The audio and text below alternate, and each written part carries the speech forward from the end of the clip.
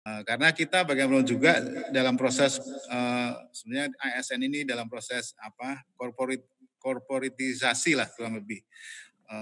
Memastikan bahwa kita bekerja produktif, tidak ada satu sen pun yang pengeluaran kita itu tidak memberikan outcome lah, kurang lebih seperti itu. Nah ini yang spirit dari corporate itu seperti ini kurang lebih. Kalau Anda tidak efisien, tidak efektif, Anda dead gitu aja kurang lebih.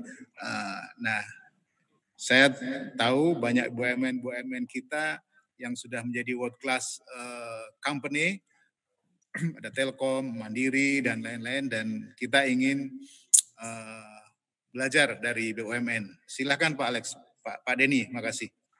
Terima kasih Pak Maji, Pak Menteri, Bapak Ibu sekalian, terima kasih atas kesempatannya. Selamat sore, Assalamualaikum warahmatullahi wabarakatuh. Saya sendiri baru di Kementerian BUMN, baru 3 bulan, dan izinkan saya cerita sedikit latar belakang dari transformasi yang kami lakukan selama 3 bulan ini dan ke depan, kemudian apa yang sudah dilakukan, dan kemudian sedikit fokus ke manajemen talenta. Barangkali kita semua aware bahwa Pak Presiden sudah menyatakan, tadi juga Pak Menteri sudah sampaikan, prioritas pertama adalah pengembangan SDM menuju era teknologi, dan ini diterjemahkan oleh Pak Menteri BUMN, Pak Erick Thohir, juga menempatkan pengembangan talenta sebagai salah satu prioritas agenda 2019-2024. Bicara tentang talenta, memang kita agak ketinggalan dibandingkan dengan negara-negara tetangga. Ya, overall global talent rank kita di antara negara-negara ASEAN itu agak tertinggal sedikit, apalagi dengan negara tetangga Singapura, Malaysia. Kemudian ini juga mungkin menjadi penyebab Global Competitiveness Index kita juga ketinggalan dibandingkan negara tetangga. Singapura peringkat 1, Malaysia peringkat 27, dan kita ada di peringkat 50. Nah, dilemanya talenta kita itu kurang baik di entry level maupun di senior executive level. Jadi researchnya BCG menyatakan di entry level aja kita bisa kurang 0-5%, senior executive 5-20%. Nah, talentanya kurang, tetapi pengangguran masih jadi pekerjaan rumah buat kita semua. 2019 masih ada di angka 5,28%. Mungkin setelah COVID ini, angka ini mungkin bisa jadi bergerak sedikit ke atas. Lalu sebenarnya kita punya momentum, ada window opportunity. 10 tahun ini kita salah satu negara yang beruntung, diberikan keberuntungan oleh Yang Maha Kuasa, bahwa para pekerja yang earn money itu jumlahnya jauh lebih banyak daripada dependent citizen-nya kita. Dan inilah yang kita sebut sebagai bonus demografi. Kemudian 70% dari bonus demografi itu angkatan kerja itu di 2030 adalah milenial, yang notabene adalah native-nya digital. Tadi disampaikan kita ini baby boomer, Gen X, kita adalah imigrannya digital. Nah, bagaimana bisa imigran digital menjadi pengambil keputusan untuk native digital yang hidupnya sudah terbiasa dengan gadget dari bangun pagi sampai dengan tidur lagi. Nah, ini barangkali PR kita di Gen X dan boomers untuk mengakselerasi juga transformasi kita untuk bisa bicara dalam bahasanya para native digital itu. Dan kita beruntung sekali, ekonomi kita tumbuh menjadi negara yang emerging, sekarang peringkat 7 di dunia, dan diperkirakan 2050 menjadi peringkat 4 besar di dunia. Dan juga ekonomi digital kita yang terbesar di Asia Tenggara. Jadi generasinya ada bonusnya adalah native digital, ekonomi digitalnya besar, sementara talentnya seperti ini adalah dilema yang luar biasa bahwa kita sebagai penggiat human capital. Sementara itu kami di BUMN dihadapkan pada challenge dari bisnis yang luar biasa. Tadi disampaikan oleh Pak Maji, banyak sekali BUMN kita yang sudah maju, tetapi juga nggak sedikit BUMN kita yang ketinggalannya itu jauh sekali juga di belakang. Dan tadi Prof. Renal sudah bicara tentang VUCA, saya akan cepat saja di sini. Era disrupsi, tadi diceritakan bagaimana perusahaan-perusahaan kemudian keluar dari norma-norma ya. Perusahaan transportasi terbesar tidak punya kendaraan, perusahaan media paling populer tidak punya konten, dan seterusnya. Dan yang menarik, 10 tahun terakhir, dari 10 perusahaan yang market cap-nya terbesar, tadinya hanya 2 perusahaan yang berbasis digital, sekarang hanya 2 perusahaan yang tidak berbasis digital, berada di top 10 market cap dunia. Dan diceritakan juga tadi Industri 4.0, bicara agility dan bicara otomasi. Nah, problemnya kami 2012 beruntung masuk ke sebuah bank besar BUMN, sebut saja namanya Bank Mandiri. Pada waktu itu mau introduce flex time saja, itu rapat direksinya bisa 3-4 kali, dan disetujui untuk mulai melakukan pilot project 3 bulan ke depan. Itu tahun 2012, tetapi COVID datang, dalam waktu 2 minggu kita semua langsung bekerja dari rumah dan bisa. Jadi tadi memang lucu sekali, dan COVID sudah dinobatkan sebagai Global Chief Transformation Office, bisa merubah dengan sangat cepat perilaku manusia tanpa adanya pertanyaan-pertanyaan challenge yang terlalu berarti buat sang COVID. Nah,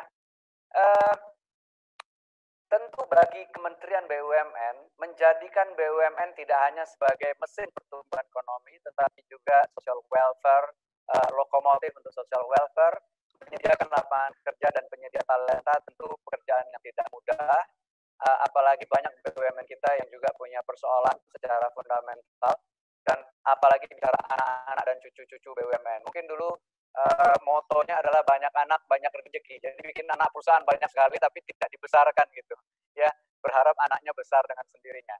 Karena itu transformasi yang dipercepat diperlukan di BUMN, dan inilah yang kemudian kami rumuskan bersama-sama dan disetujui oleh Pak Menteri, bahwa transformasi human capital di BUMN tidak hanya diharapkan meningkatkan daya saing BUMN untuk menjadi pemain global, tetapi diharapkan juga menjadikan BUMN sebagai pabrik talenta. Ini challenge sekali. Kenapa pabrik talenta? Karena Indonesia ini kekurangan talenta, ekonominya besar. Kan kita tidak ingin kue yang besar tadi dinikmati oleh talenta-talenta negara tetangga yang saat ini posisinya jauh lebih kuat dari kita. Nah, transformasi yang kami lakukan, pertama kali merubah peran dari Kementerian BUMN yang tadinya hanya sebagai active shareholder, dan BUMN-BUMN yang tadinya berdiri sendiri, stand alone, kita dorong ke tengah. Jadi BUMN-nya kemudian diorganize dalam bentuk subholding, dalam bentuk cluster-cluster, sementara Kementerian BUMN-nya berubah perannya dari active shareholder menjadi strategic architect. Nah, Menpan RB sebetulnya sudah dari dulu memainkan peran sebagai strategic architect untuk ASN.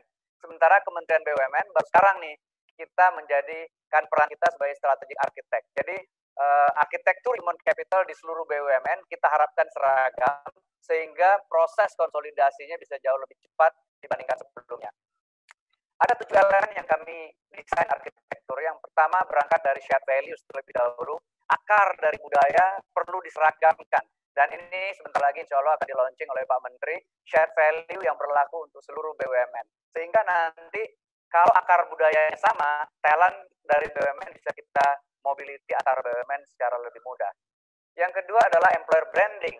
Alasan orang bergabung ke BUMN itu apa? Kita mesti temukan alasan yang sama. Kalau mau cari cepat kaya, jangan masuk BUMN. Tapi kalau mau belajar, mau berkembang, mau berkontribusi untuk Indonesia, ini adalah tempatnya. Insya Allah sebentar lagi juga ini akan kita launching employer branding untuk BUMN. Yang ketiga adalah talent dan succession management. Ini PR, bagaimanapun juga keberhasilan BUMN sangat ditentukan oleh siapa yang memimpin BUMN-nya. Karena itu kami mulai dari BOD -1, nanti pelan-pelan akan turun ke bawah. Learning juga sama, banyak sekali investasi double yang dilakukan oleh BUMN-BUMN, punya training center di sana sini, ya kurikulumnya sama tetapi tidak berbagi satu sama lain, dulu mungkin saling berkompetisi satu sama lain. Nah ini tentu kita akan lakukan sharing ekonomi sehingga proses pembelajaran bisa dilakukan lebih cepat. Yang paling challenge nanti adalah menyelaraskan reward dan performance, karena BUMN-BUMN yang kaya, remunerasinya sudah sangat baik, BUMN-BUMN yang ketinggalan, remunerasinya ketinggalan juga. Dan itu mungkin pelan-pelan kami akan carikan cara bagaimana talent-talent terbaik itu bisa dikalibrate remuneration systemnya. Dan kemudian human capital technology, sekarang mungkin 114 BUMN punya teknologi sendiri-sendiri dan tidak ngobrol satu sama lain. Karena itu penting buat kita punya platform yang sama, sehingga data analitiknya bisa kita olah, bisa kita jadikan alat untuk mengambil keputusan dan lain-lain. Jadi ini adalah 7 elemen arsitektur human capital yang kami sedang desain, dan 3 diantaranya sudah disepakati sebagai quick win 3 bulan pertama, dan alhamdulillah 3 bulan ini kami sudah deliver 3 quick win ini. Values sebentar lagi akan di-launching, employer branding sebentar lagi akan di-launching, dan talent succession management sudah di-launching dan sudah disosialisasikan ke seluruh komisaris utama dan seluruh direktur utama dan direktur yang membawahi SDM di semua BUMN. Nah, sedikit tentang talenta. Kita punya 3 source untuk talent sebetulnya. Pertama dari BUMN-nya sendiri, kedua dari Kementerian BUMN dan lembaga, ketiga dari profesional dan eksternal. Nah, 3 talent source ini kemudian harus punya mekanisme talent management yang berjenjang. Jadi kami menyebutnya multi-layer talent committee. Jadi di setiap BUMN harus ada juga multi-layer talent committee. Talent committee untuk BOD -2, -1 untuk BOD-nya sendiri, dan kemudian dikirim ke kita, dan setelah kita lakukan background check, kemudian ini nanti akan di-assess oleh assessment center terpilih untuk dislot ke dalam talent pool yang 3 dimensi. Dimensi yang pertama adalah skala. Jadi ada orang yang bisa membawa perusahaan sangat besar, tapi ada orang yang kapasitasnya hanya menengah atau kecil. Ini bicara skala. Dimensi kedua adalah function. Ada orang finance yang fokus di finance, ada orang IT yang fokus di IT, tapi ada orang yang bisa cross function untuk calon-calon CEO-nya kita. Dimensi ketiga adalah industri. Ada orang yang spesifik di industri tertentu, ada orang yang bersedia cross industry mobility-nya. Dan 3 dimensi ini akan menjadi ruang kamar untuk talent pool-nya BUMN ke depannya. Karena itu nanti kami akan voting orang sesuai dengan kamar itu. Kapasitasnya besar, fungsinya IT, industrinya telco misalnya. Jadi setiap orang nanti akan punya label ada di talent pool itu. Dan inilah yang kemudian akan kita develop secara personalized. Karena apa? Karena needs dari talentnya berbeda-beda, preferensi learningnya juga berbeda-beda, dan kemudian kami akan lakukan proses pembelajaran yang personalized kepada mereka, tentu saja dibantu dengan digital. Saya kira itu sedikit sharing kami, dan tentu saja ada enabler yang dibutuhkan Pak Maji. Enabler yang pertama adalah organisasi, yang kedua adalah teknologi, dan yang ketiga adalah aspek legal. Aspek legal ini penting karena sekarang ini untuk jadi direksi harus pensiun dulu. Nah ini kami tentu kesulitan nanti kalau talent-talent yang muda dijadikan direksi, kemudian dia harus pensiun, dan setelah diberhentikan jadi direksi, kemudian kita kehilangan talent, tidak bisa lagi berbakti kepada BUMN. Teknologi dan organisasi juga simultan kami sedang perbaiki. Kunci suksesnya tentu saja adalah human capital adalah the CEO games, bukan games dari direktur SDM, bukan games dari deputi SDM, tapi ini adalah CEO games. Ini adalah gamenya Pak Menteri. Ini adalah gamesnya Presiden. Presiden yang menyatakan bahwa SDM adalah priority. Dan kemudian kunci sukses yang kedua menurut kami adalah diberikan sufficient trust dan support untuk bereksperimen, melakukan terobosan-terobosan. Karena kalau kita lakukan dengan cara yang biasa, hasilnya akan biasa. Dan kita tidak akan mungkin mengejar ketertinggalan kita. Karena itu kami di Kementerian BUMN minta izin kepada Pak Menteri, Pak izin eksperimen kecil-kecilan, ya termasuk nanti menaruh milenial jadi direktur di BUMN, itu bagian dari eksperimen, yang mudah-mudahan kalau itu sukses bisa kita replicate untuk melakukan akselerasi ke depannya. Saya kira itu, terima kasih. Yang mudah-mudahan bermanfaat Pak Maji, Pak Menteri, Bapak Ibu sekalian, selamat sore. Assalamualaikum warahmatullahi wabarakatuh. Waalaikumsalam warahmatullahi wabarakatuh. Pak Denny, terima kasih banyak. Banyak share yang perlu kami dalami lagi. Kementerian BUMN menjadi partner dari Menpan untuk bersama-sama membangun SDM. Kami di ASN, Bapak di BUMN. Dan tadi kita bisa dengar BUMN yang selama ini jalan sendiri-sendiri, ada yang sangat maju, ada yang masih tertinggal, dan lain-lain, berusaha untuk dikalibrasi oleh Kementerian BUMN untuk bersama-sama maju pesat untuk memberikan kontribusi yang maksimal bagi kemakmuran dan kesejahteraan rakyat. Bapak Ibu sekalian, semua pembicara sudah menyampaikan masukan-masukannya dan sangat penting. Dan kami terima kasih teman-teman yang di Zoom maupun di YouTube. Kalau yang di YouTube saya lihat ada dari Maluku, dari Natuna, dari Papua, dari Pak-Pak Barat, dan lain-lain. Jadi ini kalau tidak ada COVID, kayaknya tidak mungkin terjadi seperti ini. Semua kita bisa belajar dari narasumber-narasumber yang ahli, benar-benar ahli di bidangnya secara nasional. Kegiatan-kegiatan semacam ini akan terus kami adakan sebagai bagian dari upaya kita untuk mengembangkan diri secara nasional. Bapak Ibu sekalian, pada intinya kita sudah habis waktunya, tetapi dan saya yakin nih beberapa narasumber terpaksa sudah meninggalkan panggung karena ada acara-acara yang lain. Tapi karena ini agendanya adalah Kementerian PAN dan RB mendengar, jadi tadi kami sampaikan Bapak Ibu menyampaikan masukan melalui chat maupun melalui komentar di YouTube sudah kami catat. Namun demikian, apabila di antara Bapak Ibu sekalian ada yang ingin menyampaikan masukan-masukan langsung, mungkin bisa 1-2 peserta bisa menyampaikan yang melalui Zoom ya tentu saja, karena yang di YouTube mohon maaf tidak bisa menyampaikan. Kalau boleh Pak Ses, Pak Asnaji dari KSP. Dari kantor staf presiden, Pak. Oh, KSP Pak Bimo, ya. Oh, silakan singkat ya Pak Bimo ya. Pak, siap. Kami sangat apresiasi Pak tadi dari semua narasumber sudah memetakan peta perubahan yang mau nggak mau harus kita menangkan Pak untuk merespon perubahan yang terjadi dan challenge yang memang harus kita adapt.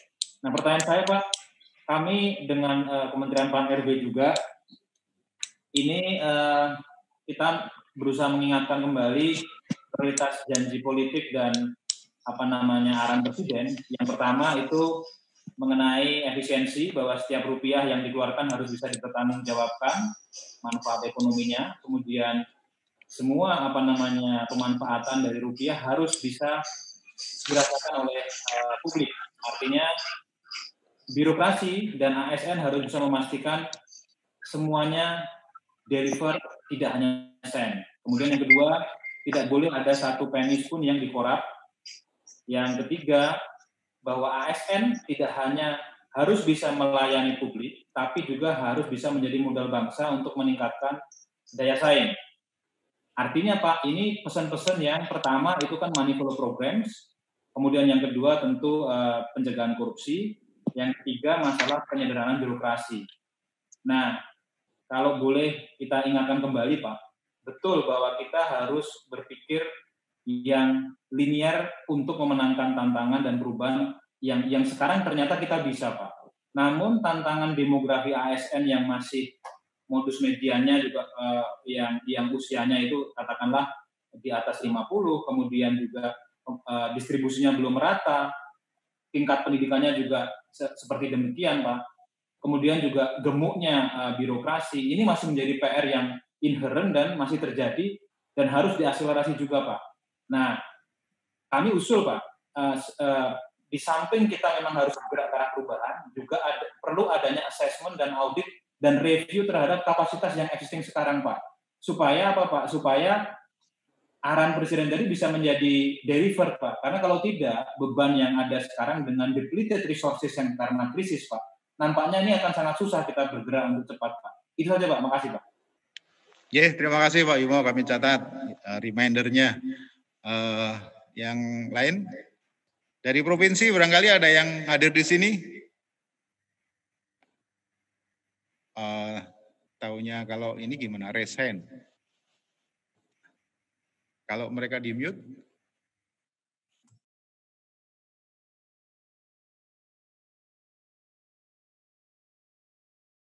Bapak Ibu yang mau menyampaikan ini, raise hand, kami sampaikan raise hand.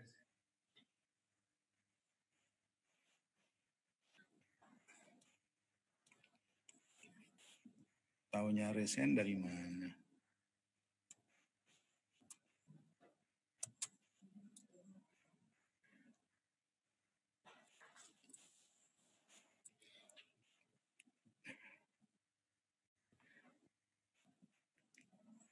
Tidak ada yang raise hand?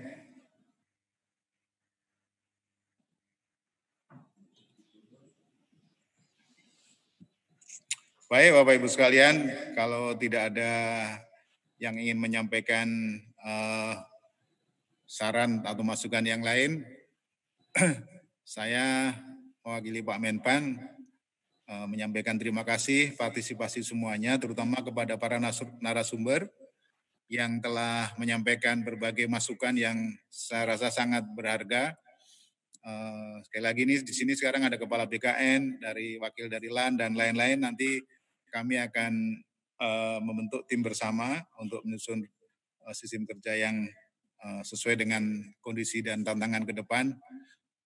Bapak Ibu sekalian, nanti akan kami undang lagi sebelum rumusan-rumusan itu menjadi kebijakan.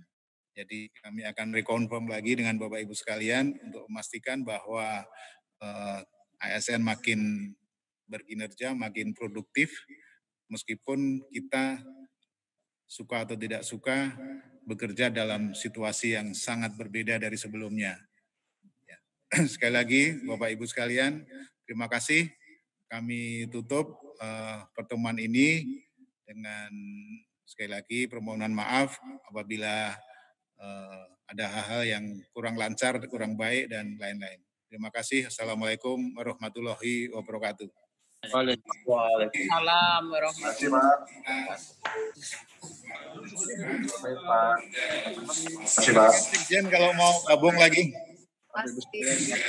Masih ngobrol-ngobrol, minum kopi, silakan. Prof Eko masih ada di sini. Terima kasih banyak. Kita kalau